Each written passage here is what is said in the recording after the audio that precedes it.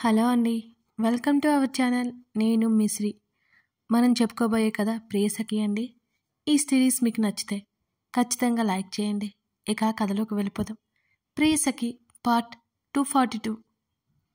ఎందుకు ఏడ్చినట్టున్నాడు అత్తయ్య అని అడిగింది కొడుకు తల నిమురుతూ. వీడి ముఖం చూడండి ఎలా కందిపోయిందో అని అంటున్న ధరణిని చూసి నవ్వి, ఒంటరిగా వదిలిపోకు, నీకేదైనా పని ఉంటే నాకు ఇచ్చిపో. వాళ్ళు మాట్లాడుకు ఉండగానే గగన్ వచ్చాడు. ఇక్కడే ఉన్నారేంటి అంటూ లోపలికొచ్చాడు. నీ కొడుకు ఏడుస్తుంటే నీ భార్య కంగారు పడిపోయి తీసుకొచ్చింది అని భుజాలు కదిలించింది మాలవిక. అతను తన కొడుకు పక్కనే కూర్చున్నాడు. నిజంగా ఏడవడం వల్ల బుజ్జిగాడి ముఖం ఎర్రగా కందిపోయింది. గగన్ నెమ్మదిగా తల మీద చేయి వేసి నిమిరాడు. ఏమైంది, హాస్పిటల్కి ఏమైనా తీసుకెళ్దామా అంటూ తల్లిని భార్యని చూశాడతను. ఏం లేదులే, ఏదో డిస్టర్బెన్స్. వాళ్ళు మాట్లాడుకుంటుండగానే ఒళ్ళు విరవడం స్టార్ట్ చేశాడు. పూర్తిగా ఒళ్ళు విరుచుకుంటూ నెమ్మదిగా కళ్ళు తెరిచి చూశాడు బుజ్జిగాడు. ఇప్పుడిప్పుడే మనుషులను గుర్తుపట్టడం మొదలుపెట్టాడు. తనకు ఎదురుగా ఉన్న ముగ్గురిని చూసి కళ్ళు పెద్దవి చేసి చూస్తున్నాడు. చేతులు కాళ్ళు విదిలిస్తూ ఎత్తుకోమన్నట్లు కేకలు వేస్తున్నాడు. కొడుకు అంత హుషారుగా ఆడుకోవడం చూసి ధరణి కుదుటపడింది. అరెరే లేచేశాడు అంటూ వాణ్ణి నెమ్మదిగా చేతుల్లోకి తీసుకుని వెనక్కి వాలి మీద వేసుకున్నాడు గగన్. నోట్లో వేలు పెట్టుకుని తండ్రిని తేరిపడా చూస్తున్నాడు. మాలవిక మురిసిపోతూ చూసింది. అప్పటి వరకు ఏదో ఒక సమస్యలే, ఇప్పుడిప్పుడే తన కొడుకు ప్రశాంతంగా ఉంటున్నాడు అనుకుంది మాలవిక. పాకుతూ పాకుతూ తండ్రి ముఖం దగ్గరికి వచ్చి గడ్డాన్ని ముక్కుని ఏది చిక్కితే అది నోట్లో పెట్టుకోవడానికి ట్రై చేస్తున్నాడు. వాడి బోసి నోటితో కొరకడం మొదలుపెట్టాడు. ధరణి నవ్వింది వన్నలా చూస్తూ. మీరిలా వెళ్ళి అలా వచ్చారు, మళ్ళీ ఎక్కడికైనా వెళ్ళాలా ధరణి గగన్ని అడిగింది. లేదు, డాడీ ఉన్నారు, నీడ్ లేదని వచ్చాను అంటూ చెప్పి మరింత సుకుమారంగా కొడుకు బుగ్గ మీద ముద్దు పెట్టుకున్నాడు. మీసాలు గుచ్చుకుని ముఖాన్ని అటు ఇటు తిప్పి కుయ్యమన్నాడు. గగన్ కాఫీ తీసుకురానా మాలవిక అడగడంతో తీసుకురమ్మన్నట్టు చెప్పాడు. ఆమె వెళ్ళిపోయింది. గడ్డం గుచ్చుకుంటుంది వాడికి. ముందుకు వంగి కొడుకుని నెమ్మదిగా భర్త గుండెల మీదకి లాగి పడుకోబెట్టింది ధరణి. ఆమె చెంప మీద అతను ముద్దు పెట్టుకున్నాడు. ధరణి ఉలిక్కిపాటుగా పైకి లేచింది. గుచ్చుకుందా అని అడిగాడు కళ్ళు ఎగరేసి. ధరణి బుగ్గలు ఎర్రబడ్డాయి ఆ మాటకి. అంది నెమ్మదిగా. పాపం బుజ్జిగాడికి పడుకొని బోరు కొట్టినట్టుంది. లేవడానికి ప్రయత్నం చేసి వాడి వల్ల కాక అటు ఇటు దొర్లుతున్నాడు. ఇంకా లేవనివ్వలేదని రాగం అందుకున్నాడు. గగన్ లేచి ధరణి పక్కన గోడకి ఆనుకుని కూర్చున్నాడు. వాడిని ఒడిలో పెట్టుకున్నాడు. చేతులు రెండు దగ్గర పెట్టుకుని వాడి ఒక చేతిని మరొక చేత్తో నోటి దగ్గరికి తీసుకెళ్లి నోట్లో పెట్టుకోబోతుండగా రెండు చేతులను కిందకి దించాడు గగన్. వాడి పనిని డిస్టర్బ్ చేయగానే మళ్ళీ రాగం అందుకోబోతుంటే నెమ్మదిగా పైకి లేపాడు. మళ్ళీ ఏడు పాపేసి తల్లిదండ్రుల వైపు కళ్ళు విప్పార్చి చూడసాగాడు బుజ్జిగాడు. భర్తని కొడుకుని నవ్వుకుంటూ చూస్తోంది ధరణి. ముఖాన్ని ముందుకు తెస్తే తండ్రి ముఖాన్ని కొరికేయాలని చూస్తున్నాడు వాడు. కొడుకుని ఎత్తుకుని తన గది వైపుకు అడుగులు వేశాడు గగన్. మాలవిక ప్రిపేర్ చేసిన కాఫీ పట్టుకుని వెనకే వెళ్ళింది ధరణి. వాణ్ణి బెడ్ మీద పడేసి చెరో కప్ తీసుకున్నారు. ప్రెగ్నెన్సీలో గగన్ అసలు తాగనిచ్చేవాడు కాదు. ఇప్పుడు మాత్రం సందు దొరికినప్పుడల్లా పొట్టలో ఒక కప్పు పోస్తుంది ధరణి. దీవెన వీక్ష ఎవరు ఇటు రావట్లేదు ధరణి కంప్లైంట్ చేసింది. ఖాళీ కప్ ఆమె చేతిలో పెట్టి బిజీగా ఉండి ఉంటారు అన్నాడు. దీవెన లవ్ మ్యాటర్ ఏమైంది అని అడిగింది. నన్ను అడిగితే అని అతని మొబైల్ పట్టుకుని ఎవరికో మెసేజ్ చేస్తూ కనిపించాడు. ఏం చెప్పరు ఈ మనిషి. దీవెనకి కాల్ చేస్తే తనే చెప్తుంది. ముఖాన్ని ముచ్చుగా పెట్టుకుంది ధరణి. వాడిలో వాడు నవ్వుకుంటూ కాళ్ళు చేతులు ఆడిస్తున్న కొడుకుని చూసి జారి కిందకి వచ్చిన వాడిని సరిగ్గా బుజ్జి బెడ్ లోపల పడుకోబెట్టింది. సీరియస్గా టైప్ చేస్తున్న గగన్ని గడ్డం కింద చేతులు పెట్టుకుని మరీ చూస్తోంది. ఒకవైపు ఒక్కసారి అంటే ఒక్కసారి కూడా చూడలేదు ఆమె వైపు. పావుగంట పాటు అతను చూపు తిప్పుకోలేదు. ధరణికి బోర్ కొట్టి బుజ్జిగాడి పక్కన పడుకుంది. ఎంత కంగారు పెట్టావు సారా అంటూ వాడి తల నిమురుతూ ఫీడ్ చేయగా బజ్జున్నాడు వాడు. శ్రేష్ఠ నుంచి కాల్ వస్తుంటే లిఫ్ట్ చేసింది ధరణి. గగన్కి డిస్టర్బ్ అవుతుందేమోనని ఆమె విండో దగ్గరికి వచ్చింది. శ్రేష్ఠ, ధరణి పిలిచింది. ధరణి, సృజన్ చూడు అసలు నా మాట వినట్లేదు, శ్రేష్ఠ కంప్లైంట్ ఇచ్చింది. ఏమైంది? ధరణి నవ్వింది శ్రేష్ఠ మాటలకి. తింగర్దానా, ఎవరికి కాల్ చేస్తున్నావు? పక్కన సృజన్ అరుస్తున్నాడు. నువ్వు మాట్లాడుకు, నీకు మాట్లాడే రైట్ లేదు అంటూ. ధరణి, అసలు నన్ను పట్టించుకోకుండా ఆఫీస్కి వెళ్ళిపోయాడు నీ ఫ్రెండు, నేను ఇతనితో మాట్లాడలేదు కోపంగా చెప్పింది శ్రేష్ఠ. శ్రేష్ఠ నుంచి ఫోన్ లాక్కున్నాడు సృజన్. ధరణి, తన మాటలు పట్టించుకోకు, అర్జెంట్ పని ఉండి వెళ్లాల్సి వచ్చిందంతే. మ్యాంగో అడిగింది, నాకు కనిపించలేదు, అది తీసుకురాలేదని గొడవ చేస్తుంది. అందరికీ కాల్ చేసి ఇదే చెప్తుంది, నేను చూసుకుంటాను ఉంటాను అంటూ హడావుడిగా చెప్పి కాల్ కట్ చేశాడు సృజన్. ధరణి కష్టంగా నవ్వు ఆపుకుంది. ఆమె ఫోన్ పక్కన పెట్టేసి అతని పక్కకొచ్చి కూర్చుంది. దీని బదులు ఆఫీస్లో ఉండొచ్చు కదా. పైకైతే అనలేదు కానీ ధరణి గొనిగింది. అతను తీరిగ్గా ఎవరికో మెయిల్ పెడుతున్నాడు. ఫోన్ పక్కన పెట్టి తన వైపు చూస్తున్న ధరణిని చూసి కళ్ళు ఎగరేశాడు. టూర్ అన్నారు, నేను షాపింగ్ చేయాలి ముద్దుగా అడిగింది ధరణి. చెయ్యి, నిన్నెవడు కాదన్నాడు. అలాగే పక్క నుంచి ఆమె నడుము మీదకి చేతిని పోనిచ్చాడు అతను. మీరు రారా అని అడిగింది ధరణి. బయట అడుగుపెతే కాళ్ళు విరుగుతాయి అన్నాడు గగన్. ఆ మాటకి ఉక్రోషంగా చూసింది ధరణి. మరెలా షాపింగ్ చేయాలండి అని అడిగింది ఆమె రోషంగా. ఆన్లైన్ షాపింగ్ చేసుకో, సీరియస్గా చెప్పాడు అతను. నేనిప్పుడు లావైపోయాను, నాకు సెట్ అవ్వవు అంది ముఖం మడిచి. కింద పెదవి ముందుకు వచ్చి ఊరించింది అతన్ని.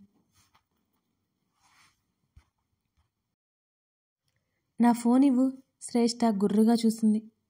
బుద్ధి తక్కువై తీసుకురాలేకపోయాను.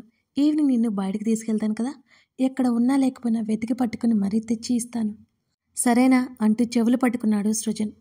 అతన్ని అలా చూసి వస్తున్న నవ్వుని బలవంతంగా ఆపుకుంది శ్రేష్ఠ. ఇప్పుడు ఆఫీస్కి వెళ్తున్నావా అని అడిగింది. నువ్వు చెప్పు, వెళ్ళమంటావా వద్దంటావా అని అడిగాడు. ఇప్పుడైతే నాకు బాగా నిద్ర వస్తుంది, వెళ్ళి నేను నిద్ర లేచేసరికి వచ్చాయి అంటూ ఆవలించింది. రాక్షసి అని గొనిగి ఇంకేమాత్రం తెలియని ఆమె పొట్ట మీద ముద్దు పెట్టుకున్నాడు సృజన్. అలాగే కొన్ని క్షణాలు ఉండిపోయాడు. పనిలో పనిగా శ్రేష్ఠ పెదవుల మీద ముద్దు పెట్టుకుని దూరం జరిగాడు. కోపం నటించింది శ్రేష్ఠ. మ్యాంగోస్ తెచ్చే వరకు ముద్దు కూడా పెట్టుకునివ్వవు అనుకుంటా అన్నాడు జాలిగా ముఖం పెట్టి. నివ్వను అంటూ మూతి తిప్పింది. పండిన మ్యాంగోస్ ఉన్నాయి, తీసుకురానా అని అడిగాడు. నో, నాకు పచ్చివే కావాలి అంది. సరే సరే, నువ్వు ఆవేశపడకు, నన్ను పంపేసి వర్క్లో మునిగిపోకు, రెస్ట్ తీసుకో, ఈసారి అతను వార్నింగ్ ఇచ్చాడు. నా పిఏ నా మేనేజర్ చూసుకుంటారు అన్నది. ఇదే మెయింటైన్ చేయి అంటూ రెడీ అవసాగాడు. కవిత శ్రేష్ఠ కోసం జ్యూస్ తీసుకొచ్చింది. అత్తయ్య, ఏడుపు మొహం పెట్టింది శ్రేష్ఠ. బ్రేక్ఫాస్ట్ చేసి 1 అవర్ పైన అయింది, ఆ బొవ్వులో ఫ్రూట్స్ తిని జ్యూస్ తాగాయి అంటూ సీరియస్గా చెప్పి వెళ్ళిపోయింది కవిత. సృజన్ నవ్వాడు శ్రేష్ఠని చూసి. ఇలా అన్ని పొట్టలో వేసుకుంటే డ్రమ్ములా తయారైపోతాను దీనంగా చెప్పింది శ్రేష్ఠ. డ్రమ్ములా అయిపోవడానికి నీకేం జంక్ ఫుడ్ ఇవ్వట్లేదు, హెల్దీ ఫుడ్ ఇది, నోరు మూసుకొని తిను, టై సరి చేసుకుంటూ చెప్పాడు సృజన్. జంక్ ఫుడ్ అయితే తింటా, పెదవులు తడుపుకుంది నాలుకతో నోరు ఊరిపోయి. మన కుక్ని అడుగు, చేసి పెడతాడు అన్నాడు. నాకు ఇంట్లో చేసేది వద్దు, బయటది కావాలి అంది మారం చేస్తూ చిన్నపిల్లల. అయితే ఇంట్లోది కూడా కట్, నీకు ఫ్రూట్సే గది, బాయ్ అంటూ బయటికి నడిచాడు. దిండు తీసి అతనికి విసిరింది శ్రేష్ఠ. అది అతనికి తగిలి కింద పడిపోయింది. గుర్తుందిగా, టెన్షన్ లేకుండా రిలాక్స్ అవ్వు, బాగా రెస్ట్ తీసుకో, మరోసారి మరీ చెప్పి వెళ్ళిపోయాడు సృజన్. ఆవలింతలు నిద్ర మత్తుగా అనిపిస్తోంది. ఆ జ్యూస్ కష్టంగా తాగేసి వర్క్ చేసుకుంటూ ఆ ఫ్రూట్స్ మరింత కష్టంగా తినది. అయినా నిద్ర ముంచుకొస్తుంది. ఒకసారి డాక్టర్కి చెక్ చేయించుకోవాలి, ఇంత నిద్ర మత్తుంటుంది ఏంటో అనుకుంది. అలాగే ఆపుకుని కాసేపటి వరకు వర్క్ చేసుకుని తన వర్కర్స్కి పని అప్పగించి కళ్ళు మూసుకుంది. క్షణాల్లో నిద్ర పట్టేసింది శ్రేష్టకి.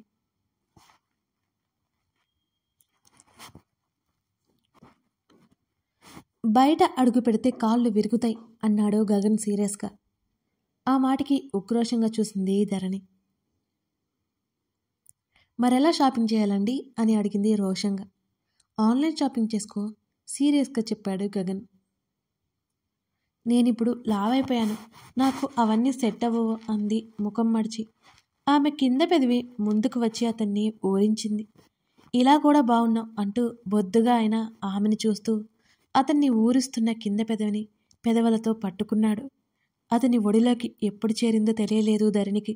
మరింత సున్నితంగా ఆమె పెదవులను వీడకుండానే ఆమె నడుము మడతలను సరిచేశాడు. డెలివరీ అయిన తర్వాత కాస్త బొద్దుగా అయింది ధరణి. అయినా ముద్దుగానే ఉంది అతనికి. ఇంకా రంగు వచ్చేసింది. ఏదో వింతైన కళ ఆమెలో కనబడుతోంది. ఆమె నునుపైన కంఠం మీద అతని పెదవులు చేర్చాడు. అతని భుజాలను గుచ్చి పట్టుకుంది. ఆమె హృదయం మీద అతని మీసాల గిలిగింతలు పెడుతుంటే అతని తలను తనకేసి లాక్కుంది. ఇరు శరీరాలు దగ్గర కమ్మని ప్రేరేపిస్తున్న కష్టంగా ఆమెని వదిలాడతను. అతని తలను అలాగే దగ్గరికి లాక్కుని కళ్ళు మూసుకుంది ధరణి. ఆమె నుంచి మెల్లుగా దూరం జరిగి ఆమె మ్యాక్సీ సరిచేశాడు. ధరణి జుట్టు పైకి ముడిపెట్టుకుంది. అతని వైపు బిడియంగా చూసింది. ఈవినింగ్ డాక్టర్ అపాయింట్మెంట్ ఉంది, బాబుతో రెడీగా ఉండు అన్నాడు ఆమె గడ్డానికి చిరుముద్ది ఇచ్చి. అంది ధరణి. ఇప్పుడు ఎక్కడికైనా వెళ్తున్నారా అని అడిగింది అతని చొక్కా బటన్ తిప్పుతూ. ఆఫ్టర్నూన్ లంచ్కి ఉండట్లేదు, హోటల్లో మీటింగ్.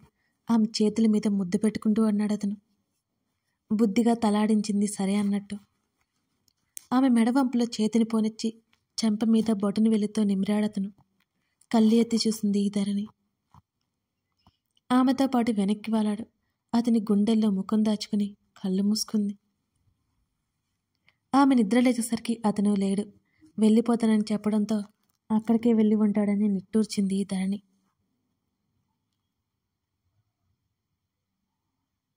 మరో 10 రోజులు గడిచిపోయాయి. స్వరూప్ హాస్పిటల్లో ఉన్నంత వరకు ఇంటికి వెళ్ళడం, హాస్పిటల్కి రావడం ఇదే సరిపోయింది దీవెనకి. దీవెన కాస్త కుదురుకున్నాక తను చేతంతో పాటు వెళ్ళిపోయింది వీక్ష. స్వరూప్ ఇంటికి వెళ్ళి 1 రోజైపోయింది. అతను దీవెనకి కాల్ చేశాడు. చెప్పండి సార్ అంటూ దీర్ఘం తీసింది దీవెన. హాస్పిటల్లో ఉంటే బాగుండేది అన్నాడు అతను.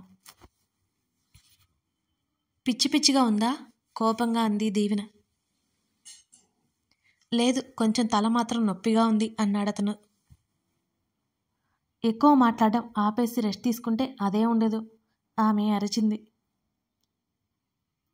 రెస్ట్ తీసుకుంటానులే గాని రావచ్చు కదా ఇంటికి అడిగాడు గారంగా. అమ్మో నేను రాను, మీ మమ్మీ చూడు ఎంత సీరియస్గా ఉంటుందో పెదవి విరిచింది దీవెన. పెళ్ళయ్యాక రావాల్సింది ఇక్కడికే అన్నాడు స్వరూప్. అప్పటి సంగతి అప్పుడు. అయినా మా మమ్మీకి అబ్బాయిలు లేరు, నువ్వు కూడా మా ఇంట్లో నెలలు ఉండాలి అంది దీవెన. అల్లుడు మర్యాద చేస్తానంటే ఎందుకుండను అన్నాడు అతను నవ్వుతూ. చేస్తాం, తప్పుతుందా అంది దీవెన. అదంతా సరే, ఈవినింగ్ వస్తున్నావా లేదా అని అడిగాడు స్వరూప్. అవసరమా? దీవెన మాట్లాడుతుండగానే రాజేశ్వరి గదిలోకి వచ్చింది. కథ కొనసాగుతోంది. ఈ స్టోరీ మీకు నచ్చినట్లయితే లైక్ చేసి సబ్స్క్రైబ్ చేసుకుని సపోర్ట్ చేస్తారని ఆశిస్తున్నాను. Thank you for watching this video. మరో ఎపిసోడ్తో మళ్ళీ కలుద్దాం.